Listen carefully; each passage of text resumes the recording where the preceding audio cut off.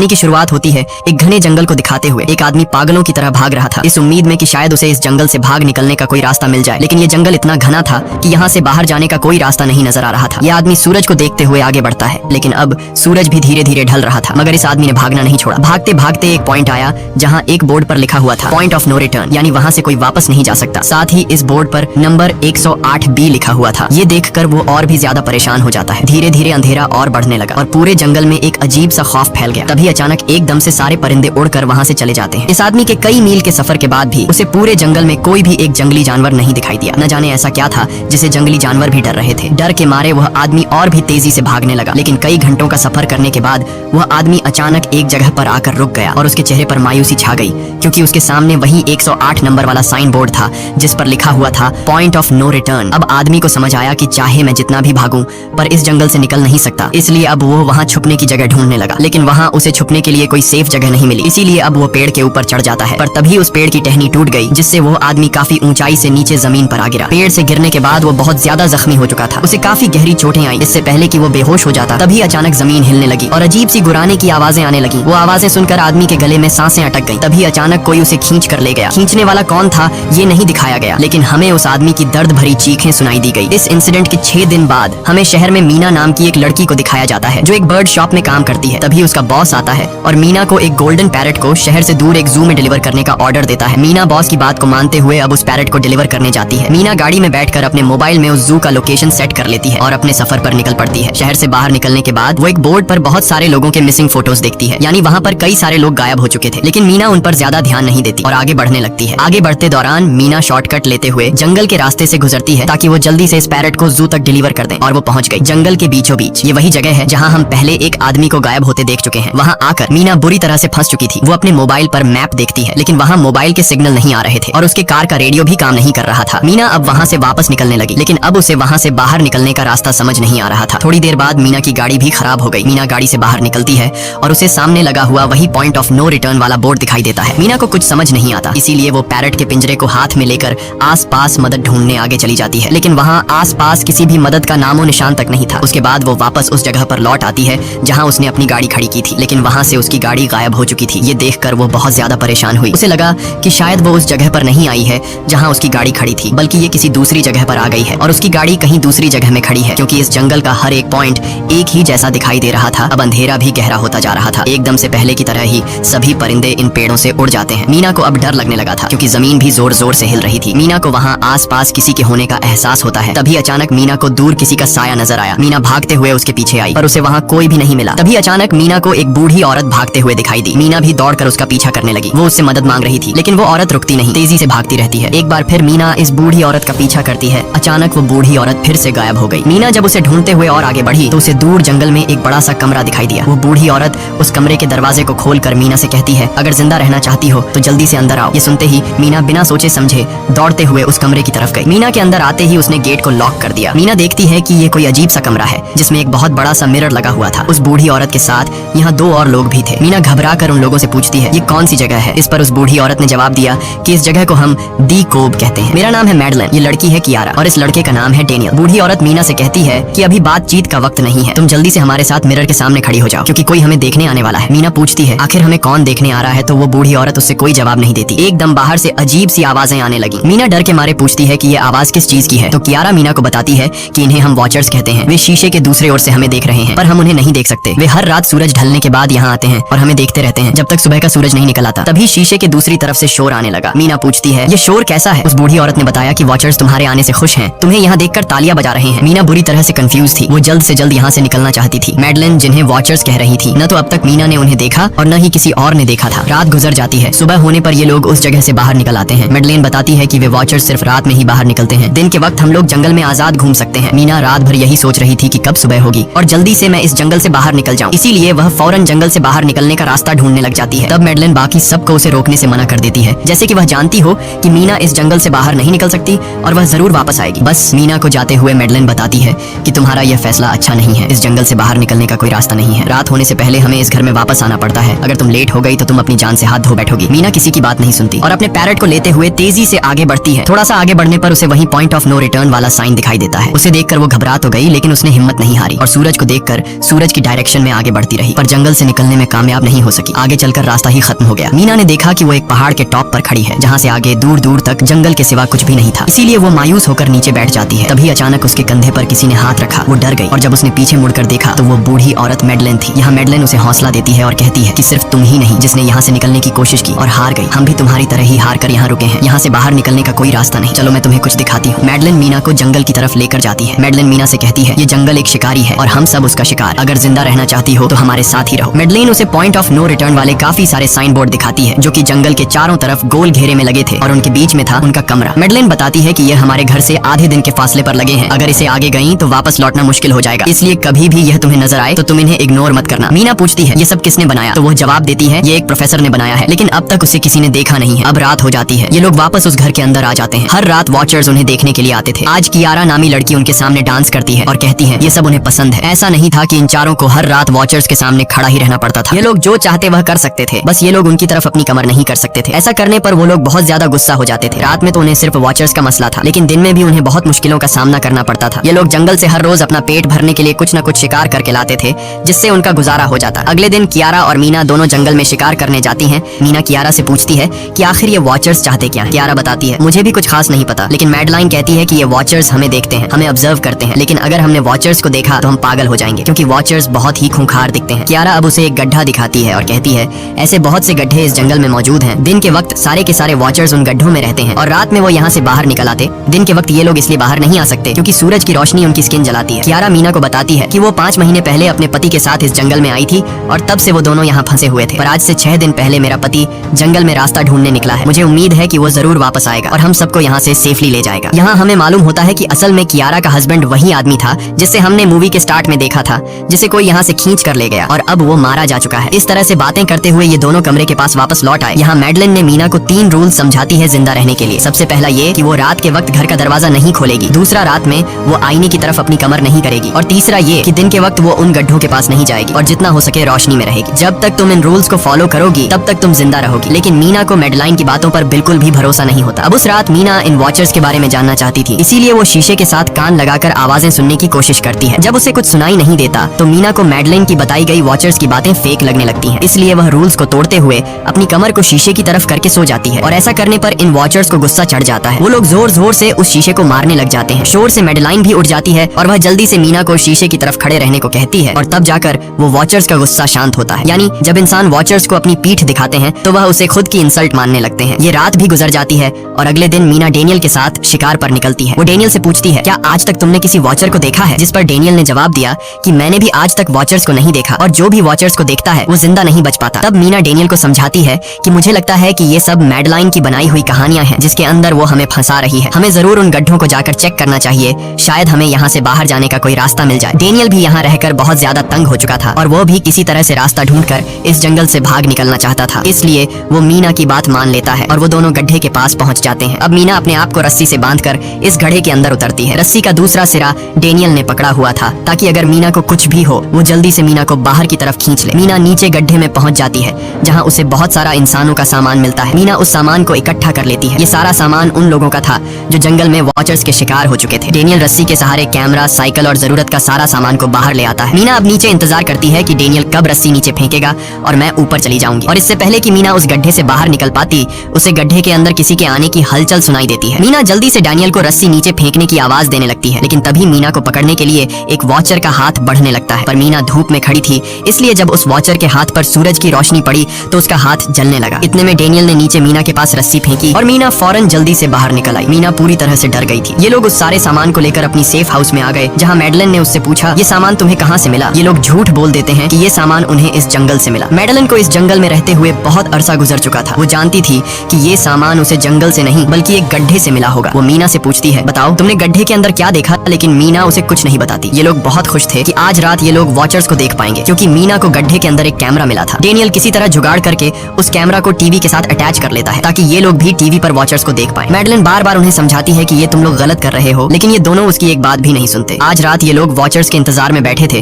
ताकि उन्हें वो देख पाए, लेकिन काफी रात होने के बावजूद भी आज कोई वॉचर उन्हें देखने नहीं आया और अब कुछ देर बाद उनके साथ कुछ अजीब सा होने वाला था। ये लोग बातचीत में मसरूफ थे कि तभी उनका दरवाजा खटखटाया जाता है, यानी दरवाजे पर किसी ने दस्तक दी। उन्होंने जल्दी से टीवी की तरफ देखा तो वहाँ उन्हें इंसानी टांगे दिखाई दे रही थी। बाहर जो कोई भी था देखा वो कियारा के हस्बैंड की आवाज में बात कर रहा था और वो जल्दी से दरवाजा खोलने को कह रहा था। कियारा को लगा कि जरूर उसका हस्बैंड यहाँ से बाहर निकलने का रास्ता ढूंढ आया है। वो जल्दी से उठकर दरवाजा खोलने के लिए जाती है, लेकिन मैडलिन बीच में आकर दरवाजा खोलने नहीं देती। वो कहती है कि मैं जानती हूँ बाहर तुम्हारा हस्बैंड नहीं है, क्योंकि मैडलिन जानती थी कि रात के इस अंधेरे में कोई भी इंसान इस कमरे तक नहीं पहुंच सकता। लेकिन कियारा को मैडलिन की बातों पर यकीन नहीं होता और वो दरवाजा खोलने की कोशिश करती है, जिसके बाद मैडलिन कियारा से कहती है कि वो तुम्हें फंसा रहा है, तुम उसका इम्तिहान ले लो, तुम उसे कोई ऐसी बात पूछो जिसके बारे में सिर्फ तुम या तुम्हारा हस्बैंड जानता हो। कियारा बाहर खड़े हुए इंसान से एक किताब के बारे में सवाल करती है जिसके बारे में उसे पता होना चाहिए था, लेकिन जब बाहर खड़ा हुआ इंसान कोई जवाब नहीं देता तो ये समझ जाते हैं कि ये वॉचर ही है। ये लोग जब दरवाजा नहीं खोलते तो वॉचर उनके बाहर लगाए हुए कैमरा को तोड़ देता है और यहाँ हमें एक बात पता चलती है कि वॉचर्स इंसान के रूप में भी खुद को बदल सकते हैं। वॉचर्स उनकी इस हरकत पर बहुत ज्यादा गुस्सा हो गए थे। वे बहुत तेजी से शीशे को मारने लगे जिससे शीशे में एक बड़ा क्रैक भी आ जाता है, लेकिन यहाँ मैडलिन समझदारी दिखाते हुए सबको लाइन से शीशे की तरफ खड़ा कर देती है, जिससे वॉचर्स का गुस्सा थोड़ा बहुत ठंडा हो जाता है और वे वहाँ से चले जाते हैं। अब यहाँ मीना मैडलिन को बताती है कि हमने गड्ढे में से ये सारा सामान चुराया था। ये सुनकर मैडलिन बहुत ज्यादा गुस्सा हो जाती है कि तुम लोगों ने दूसरा रूल भी तोड़ दिया। अगली सुबह मैडलिन उस गड्ढे से लाया हुआ सारा सामान उठाकर वापस उसी गड्ढे में फेंक देती है, जिससे उन वॉचर्स का गुस्सा थोड़ा शांत हो जाता है। मगर अब इन लोगों को जंगल में बहुत ही ज्यादा अजीब चीजें दिखाई देना चालू हो गई थी और उसका सबसे ज्यादा असर डेनियल पर होता है। डेनियल अचानक बात बात पर बहुत ज्यादा गुस्सा करने लग जाता है। दूसरी तरफ कियारा, जिससे पहले उम्मीद थी कि उसका हस्बैंड जिंदा है और वो यहाँ आकर उसे यहाँ से बचा लेगा, लेकिन अब उसे पता चल चुका था कि उसका हस्बैंड अब वापस नहीं आएगा, जिसकी वजह से वह अंदर ही अंदर पूरी तरह से टूट चुकी थी और वो डिसाइड करती है कि वह वॉचर्स के इन गड्ढों में कूदकर अपनी जान दे देगी, क्योंकि अब उसके पास जीने की कोई वजह नहीं रही। वह ऐसा करने ही वाली होती है कि मीना आकर उसे बचा लेती है। इसी बीच हम देखते हैं कि डेनियल मैडलिन की तरफ अजीब तरह से देख रहा होता है और वह गुस्से में आकर मैडलिन को पेड़ के साथ बांध लेता है। डेनियल ने कहा कि अब मैं इस बुढ़िया के कोई रूल्स नहीं मानूंगा, अब यहाँ सिर्फ मेरी बात मानी जाएगी। अब रात होने वाली थी, इसलिए डेनियल कमरे की तरफ भागा और कियारा भी उसके पीछे भागी, लेकिन मीना मैडलिन के पास आई और उसकी रस्सियां खोलने लगी। दूसरी तरफ डेनियल ने कियारा को लेकर कमरे का दरवाजा अंदर से बंद कर दिया और मीना और मैडलिन को बाहर वॉचर्स के लिए छोड़ दिया। मीना और मैडलिन डेनियल से दरवाजा खोलने के लिए गिड़गिड़ाते रहे। डेनियल से रिक्वेस्ट करते हैं कि प्लीज दरवाजा खोल दो, लेकिन डेनियल ने दरवाजा नहीं खोला। अब बाहर चारों तरफ अंधेरा छा गया और वॉचर्स के आने का टाइम हो गया, इसलिए अब मजबूरन उन्हें अपनी जान बचाने के लिए एक घने पेड़ के नीचे रहकर छिपना पड़ा। थोड़ी देर बाद उन्हें वॉचर्स की गुराने की आवाजें आने लगी। इस टाइम मीना और मैडलिन के साथ हमें भी उन वॉचर्स की एक झलक दिखाई जाती है। ये लोग लंबे पतले और खतरनाक थे। सब अपने अपने गड्ढों से निकलकर इंसानों को देखने के लिए उस सेफ रूम तक पहुंचते हैं और जब ये लोग देखते हैं कि मीना और मैडलिन वहाँ नहीं है तो वो उनको खाने के लिए जंगल में ढूंढने लग जाते हैं। और जब ये वॉचर्स दूर जाते हैं तो मौके का फायदा उठाते हुए ये दोनों फिर से सेफ रूम तक आ जाते हैं और डैनियल से रो रो कर दरवाजा खोलने को कहते हैं। इस बार डैनियल के दिल में रहम जाग जाता है और वो उनके लिए दरवाजा खोल लेता है। अब अंदर जाने के बाद पहले तो मैडलिन डैनियल पर गुस्सा करती है और फिर इन सबको शीशे के सामने खड़ा करके वॉचर्स के बारे में कुछ बातें बताती है। मैडलिन ने कहा कि अब तक हम बहुत से रूल्स तोड़ चुके हैं, इसलिए मुझे नहीं लगता कि इस बार वॉचर्स हमें माफ करेंगे। मैं तुम लोगों को वॉचर्स के बारे में कुछ सच्चाई बताना चाहती हूँ। दरअसल मैं जब यहाँ पहली बार आई थी तो मैंने कुछ ऐसा देखा जिससे मेरे होश उड़ गए। मैंने अपना ही एक डुप्लीकेट देखा। असल में वो एक वॉचर था जो मेरा रूप लेने की कोशिश कर रहा था। हालांकि उसकी आंखें और बाल बिल्कुल परफेक्ट नहीं थे। मीना ने पूछा कि आखिर ये वॉचर्स हैं क्या चीज, जिस पर मैडलिन ने जवाब दिया कि ये सारे क्रीचर्स फेरीज हैं जो किसी जमाने में इंसानों के साथ मिलकर रहते थे। फेरीज पंखों वाले एक जादुई जीव थे, लेकिन वक्त गुजरने के साथ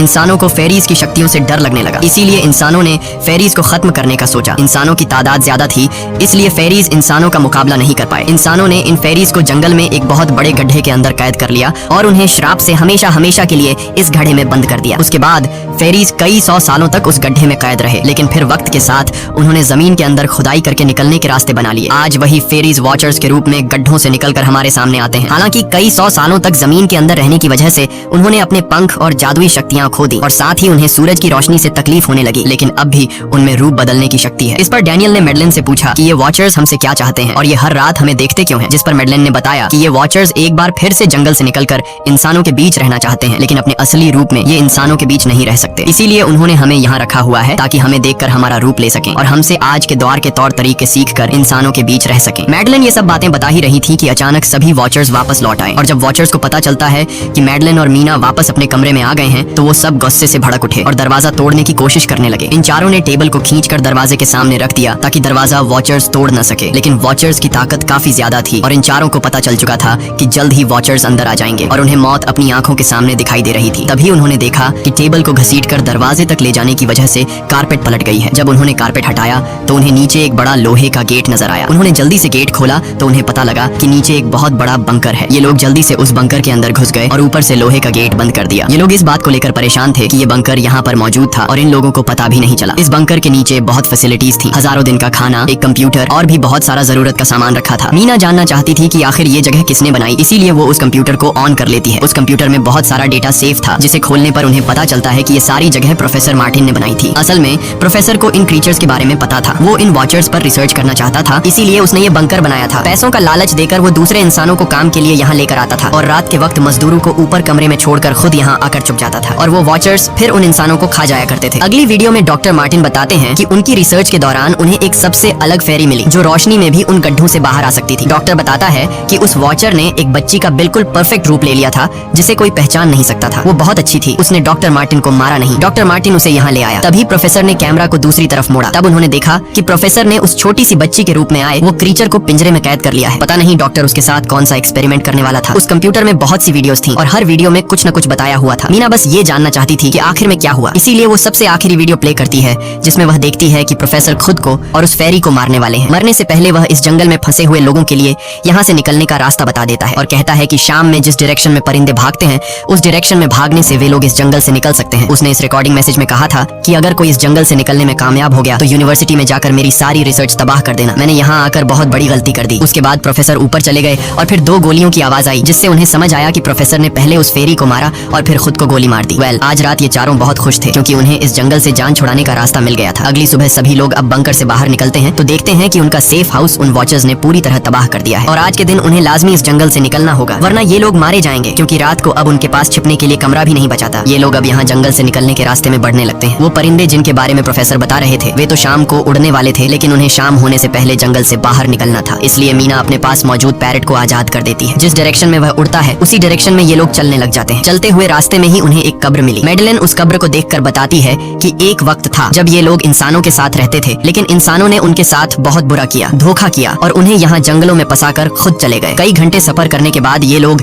एक नदी के पास पहुँच गए। वहाँ उन्हें प्रोफेसर का एक बोट मिला जिसको देखकर ये लोग बहुत खुश हुए, लेकिन उनकी खुशी अब कुछ ही देर की मेहमान थी क्योंकि अब अंधेरा हो चुका था और वॉचर्स के आने का वक्त हो गया था। उससे पहले कि ये लोग डॉक्टर मार्टिन की बोट में बैठकर यहाँ से दूर चले जाते तभी उन्हें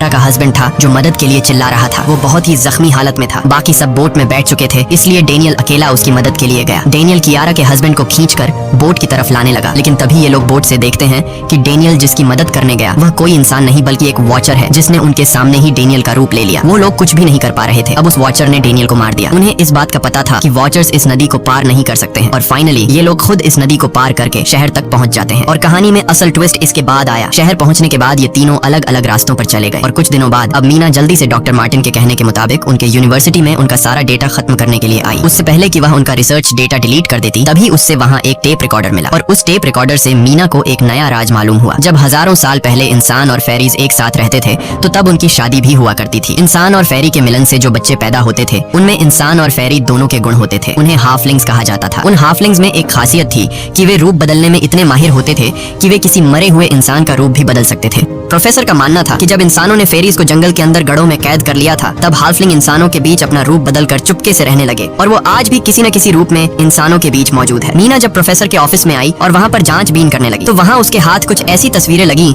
जिसने उसके होश उड़ा दिए। उसने देखा कि तस्वीर में जो प्रोफेसर के साथ लेडी खड़ी है वो कोई और नहीं बल्कि मैडेलिन है और असल में मैडेलिन प्रोफेसर की वाइफ है। वो कंफ्यूज हो जाती है कि मैडेलिन ने उसे यह बातें क्यों नहीं बताई। इस भारी कंफ्यूजन को शेयर करने के लिए वो कियारा के पास आती है और उसे बताती है कि जिस मैडेलिन से हम जंगल में मिले थे वो असल में प्रोफेसर मार्टिन की वाइफ है, लेकिन उसने हमें सच्चाई इसलिए नहीं बताई क्योंकि वो खुद एक इंसान नहीं बल्कि एक रूप बदलने वाली फेरी थी। मैंने जब रिसर्च किया तो मुझे पता चला कि काफी साल पहले प्रोफेसर की वाइफ मैडेलिन कैंसर की वजह से मर गई थी। ये सुनकर कियारा कहती है कि फिर वो मैडेलिन कौन थी जो इतने समय से हमारे साथ थी। इस पर मीना कहती है मुझे सब समझ आ रहा है। दरअसल प्रोफेसर अपनी वाइफ के मरने से बहुत दुखी थे और उसे हर हाल में वापस पाना चाहते थे और जब प्रोफेसर को इन रूप बदलने वाली फेरीज के बारे में पता चला तो प्रोफेसर ने उस रूप बदलने वाली फेरी को पिंजरे में कैद किया जो एक बच्ची का परफेक्ट रूप लेकर उनके पास आई थी। प्रोफेसर ने अपनी वाइफ की फोटो दिखाते हुए उस फेरी को अपनी वाइफ मैडेलिन जैसा बना दिया क्योंकि वो फेरी बाकी फेरीज से अलग थी। वो दिन में भी बाहर आ सकती थी। मीना ने कहा कि मैंने मैडेलिन को यहाँ बुला लिया है, हमें किसी तरह से करके उसे वापस जंगल भेजना होगा। तभी एक कार वहाँ आकर रुकी। जब उस कार से जो इंसान उतरा उसे देखकर मीना के गले में सांस अटक गई। वो कियारा थी, यानी कि अब तक जो मीना के साथ थी वो मैडेलिन थी। उसने कियारा का रूप ले रखा था। कियारा जैसे ही घर के अंदर आई तभी मैडेलिन ने कियारा के हस्बैंड के रूप में बदलकर उसे बेहोश कर दिया। मीना ने मैडेलिन से कहा आखिर तुम चाहती क्या हो, जिस पर मैडेलिन गुस्से में आकर कहा मैं फेरीज की सबसे अलग मखलूक हूँ। मेरे सभी साथी बचपन से मुझे चिढ़ाते थे, वो मुझे अपने साथ नहीं रहने देते क्योंकि मैं सबसे अलग थी। मैं उस जंगल में अकेली पड़ चुकी थी और मैं उस जंगल से निकलकर बाहर लोगों के साथ मिलकर रहना चाहती थी। फिर एक दिन प्रोफेसर उस जंगल में आया,